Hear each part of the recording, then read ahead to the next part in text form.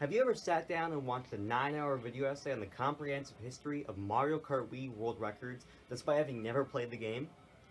Or maybe you watched an analytical video essay on seasons 1 through 3 of Breaking Bad despite having zero prior interest in the show. Now, why do so many of us find long-form informational content to be, let's face it, so satisfying? The answer is in presentation styles. For as long as there have been knowledgeable speakers on a subject, there has been an audience willing to listen. Now, it might not seem that way, but topics of interest really don't interest us all that much. It's about how media is easily presented and digested in today's attention span driven era that really appeals to most audiences. Cue title card.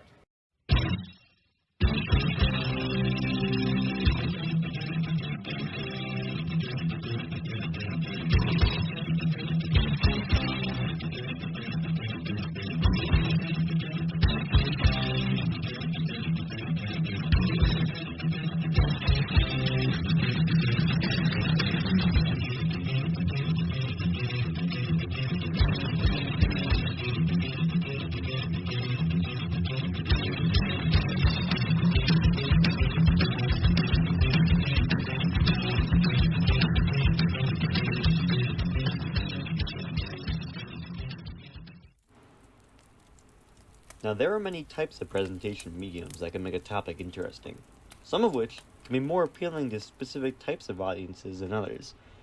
However, it is of my opinion that even the medium itself is not the most important aspect of a presentation in terms of how entertaining it is. Right now you're listening to a voiceover of a slideshow I made in Windows Movie Maker, yet I think most of you can agree this presentation overall is still watchable regardless. Even with its outdated visual effects and agonizingly slow slide transitions, it can still be entertaining. And to get to why we're going to need a change of scenery. Now, there are many ways to keep an audience engaged, even with somewhat limited visuals, as you can see. A commonly described example is by, let's call him Professor White over here, is to invent a story with characters and themes and story elements. So let's say Professor White over here is giving a lecture on computer programming, and to keep his class engaged with only the tools he has at his disposal, Microsoft Paint, he makes up a student in his class. He's a made-up character, but he also makes up a character called Parker, who is working through a tough problem in his class, and it's very hard. And Professor White is able to give examples on how to problem solve through Parker, and it's using characters to tell a story. This can be accompanied by somewhat improvisational whiteboard type drawings, and it's fun to draw things sometimes. Just get a little pep in your step. There you go, drawings. It's fun to draw things, and it's it really. It helps draw things together, but what about more professional mediums? Thanks, me.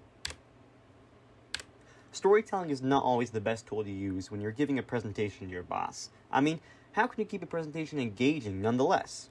This is where visuals can help you. Simple talking points and flashy images to convey your message really doesn't take a whole lot of effort. And it doesn't exactly take an expensive presentation software to keep an audience engaged. I mean, just look at this statistic. You tell me. I'm using Google Slides right now. I literally spent 2 minutes on this. And, okay, sure, it might cause existential crises to certain people, but there's always other options, like, let me think. Oh, I know.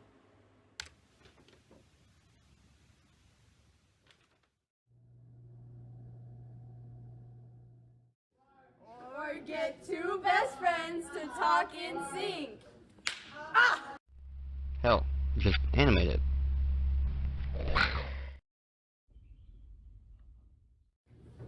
Have fun with it. Have fun with it. Have fun with it. Have fun with it.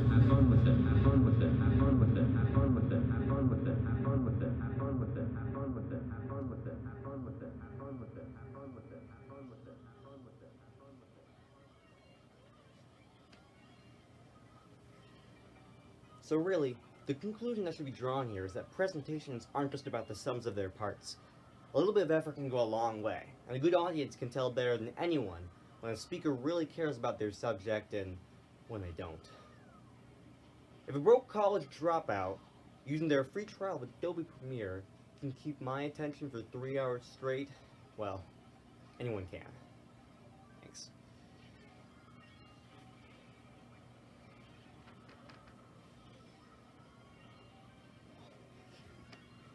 I'll be needing this. Thanks.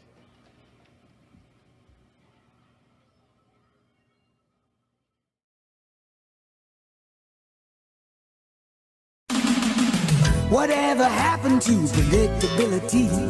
The milkman, the paperboy, evening TV. You miss your old familiar friends, but waiting just around the bend.